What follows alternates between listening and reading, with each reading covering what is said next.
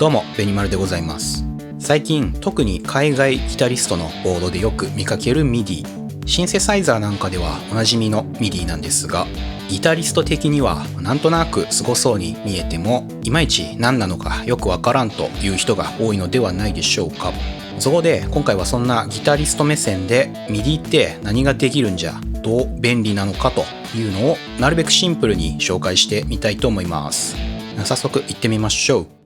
まず MIDI とは何かというと、ざっくりコントロール信号です。ギターではエクスプレッションペダルとか、あとアンプのチャンネルを切り替えるフットスイッチよく使われますが、それのデジタル版、超強いバージョンだと考えていいと思います。MIDI でできることとしてギタリスト的には大きく2つ、プリセットの切り替えとパラメータの操作ですね。それぞれプログラムチェンジ、コントロールチェンジという名前がついているので、そこだけ最初に覚えてあげてください。まずはこの MIDI プログラムチェンジ、エフェクター側であらかじめ保存してあるプリセットを、ここで言うとスイッチャーから出てる MIDI 信号で呼び出す感じですね。これ非常に便利で、かつ難しいことをあんまり考えずに使えるので、まずはここから掘り下げてみましょう。MIDI を使うにはまず信号を出す側と受け取る側が必要です。受け取る側は単純で MIDI インがついているマルチとかデジタルエフェクターであれば OK です。問題は出す側で、こっちは MIDI アウトがあれば絶対 OK かというとそうでもなく、機種によって出せる信号の種類がまちまちです。こういう専用の MIDI コントローラーは当然として、まず間違いないのはこういったプログラマブルスイッチャー、MIDI 端子があるスイッチャーであれば基本的につなぐだけでプログラムチェンジが使えます。これらをね、この MIDI ケーブルでつないであげましょう。MIDI は単なるコントロール信号であって音が通るわけじゃないんでね、めっちゃ安いケーブルでも全然大丈夫です。ほとんどの場合何も設定しなくてもつなぐだけで基本のプログラムチェンジができると思います。じゃあ実際この MIDI ケーブルを通じて何が起きているのかというと、スイッチャーで一番先頭のスイッチ A0 を押すと同時にプログラムチェンジ0番という命令が出されてます。その命令をペダルが受け取ると0番目のプリセット、このマルチの場合0番目がなくて1番からスタートなんで若干ややこしいんですが、とりあえず先頭のプリセットが選ばれるわけですね。当然2つ目のスイッチである A1 を押せば2つ目のプリセットが呼び出されますし、以後同様に最大で127番まで呼び出しできます。ここでじゃあ MIDI プログラムチェンジ使うと何が嬉しいんですかというと、まず分かりやすいのがスイッチャーのループに入れなくてもエフェクトをねオンオフできるので、ループ数の節約になるよというのが1つ目。例えば0番のスイッチの時はこのペダルを振りたいなという場合、先頭のプリセットに完全ドライなセッティングを保存しておけば、ループに入れて振る代わりにそのプリセットを呼び出すだけで実質バイパスの状態になるわけです。本当はねちゃんとペダルをオフにする方法もあるんですが、それは後半で説明します。さらには演奏中に複数のセッティングをスイッチャーから一発で呼び出せるのも便利ですね。スイッチ0はバッキング用だからバイパス、スイッチ1はリード用だからうっすらとねリバーブをかける、次はギターソロ用だからがっつりリバーブをかけつつ、なんならね同時にループ内のブースターもオンにしちゃおうということができるわけです。こんな感じで MIDI プログラムチェンジは特に曲中でのスイッチングとか、あとラックマウントした機材の操作なんかで力を発揮するツールになります。ここまででプログラムチェンジの基本は分かったと思うんですが、一つ MIDI について絶対に知っておかないといけない知識があります。それは MIDI のチャンネルについて。チャンネルは複数のペダルを MIDI でコントロールし分けるために必要な情報になります。さっきは1台だけつないで操作しましたが、じゃあね2台以上ならどうでしょう。そもそもスイッチャーの MIDI アウトを見てみると端子が1個しかありません。どうやって2台つなぐんじゃというと、実はすでにつながってるペダルの MIDI アウトから次のペダルへチェーンします。MIDI 機器はスルーといって入力された MIDI を受け取った上でまるっと次の機材へも渡すことができます。たまに設定でスルーがオフになってたり、そもそもアウト端子がなくてスルーできない機材もあるんですが、そういった場合はこういう分配器を使うことになります。で、繋いでみるとどうなるのかというと、2台とも動いてますね。どっちのペダルも同じようにプリセットが呼び出されてます。ここで浮かび上がる疑問が、今はね、同じように動いてたけど、実際の場面じゃ、今 H9 だけ切り替えたいのであって、ナイトスカイは変わんなくていいよとか、逆に今ナイトスカイだけを切り替えたいんじゃという時が出てくるはずです。2つの接続先のうち、ドイツに命令してんのかというのを決めるためにチャンネルという情報があります。最初は簡単にプログラムチェンジ0という説明をしましたけど、実は嘘で、実際にはチャンネル1のプログラムチェンジ0というような命令が出てます。これでチャンネル1に設定されている機材は反応しますが、チャンネル2に設定されている機材は何も反応しません。逆にチャンネル2のプログラムチェンジ0という信号を出せば、チャンネル2の機材だけ動きますね。どっちも変わってほしいときは、チャンネル1と2のプログラムチェンジ0というね、都合のいい命令は出せなくて、チャンネル1の0とチャンネル2の0というね、2つの命令を出す必要があります。初期設定は1だったり、全部受け取りますというオムに、たまにね、2だったりするんですけど、大抵好きな番号にセットする方法がマニュアルに書いてます。スイッチャー側もそのスイッチを押した時に何チャンネルのプログラムチェンジ何番を出すのかというカスタマイズがね、できるようになってます。A0 のスイッチだからといって、0番しか出せないわけじゃなく、PC3 とかね、5とか出してもいいわけですね。このチャンネルのおかげで、例えばリバーブはそのままでディレイをピッチシフトに変えようとか、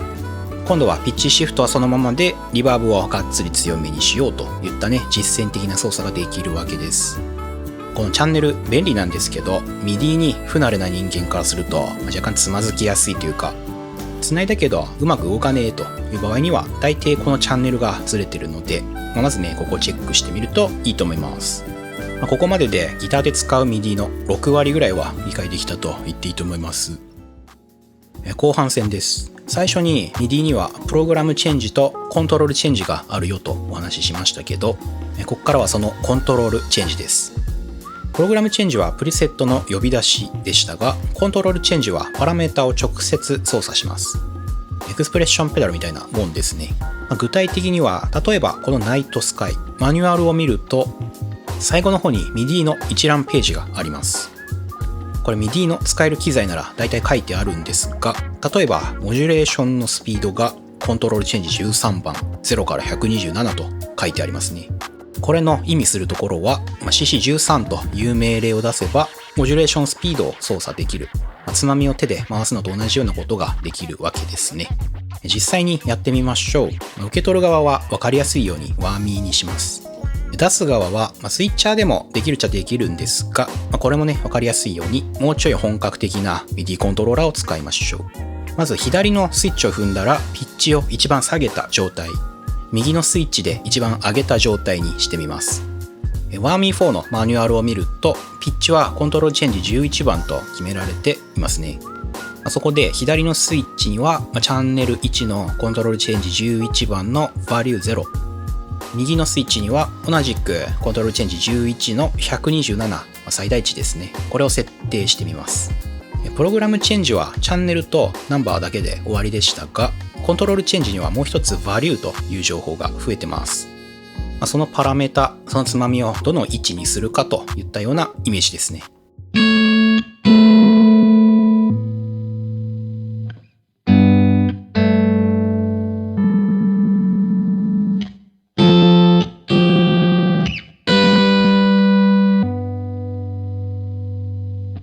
これでプリセットの切り替えとは違うパラメータの操作ができました。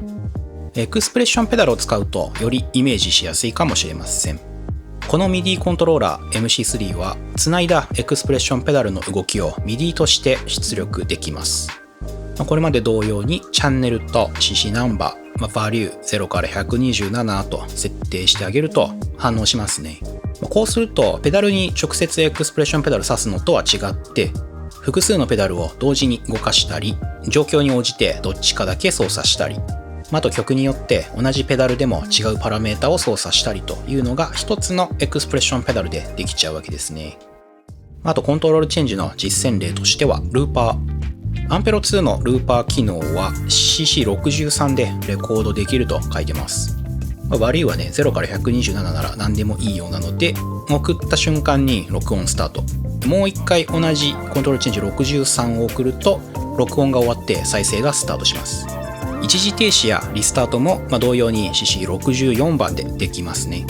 ルーパーって操作の忙しいエフェクトの代名詞ですけど、例えばイントロから A メロ入るときに他のエフェクトをオンオフしつつ同時にルーパーの再生をスタートしたりとか、逆にサビ終わりではエフェクトを切りつつ同時にループのストップしたりとか、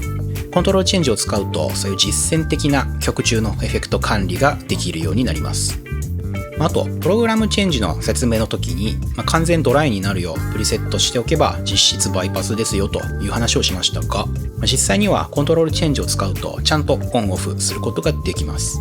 このオンオフに限らず、コントロールチェンジナンバーって機種ごとに完全に違っていて、ナイトスカイではコントロールチェンジ102番がオンオフですが、ワーミー4ではコントロールチェンジ0番だったりするので注意が必要ですね。ちなみにこの MIDI コントロールチェンジを極めるとシーケンサーなんかを使って面白いサウンドが作れます。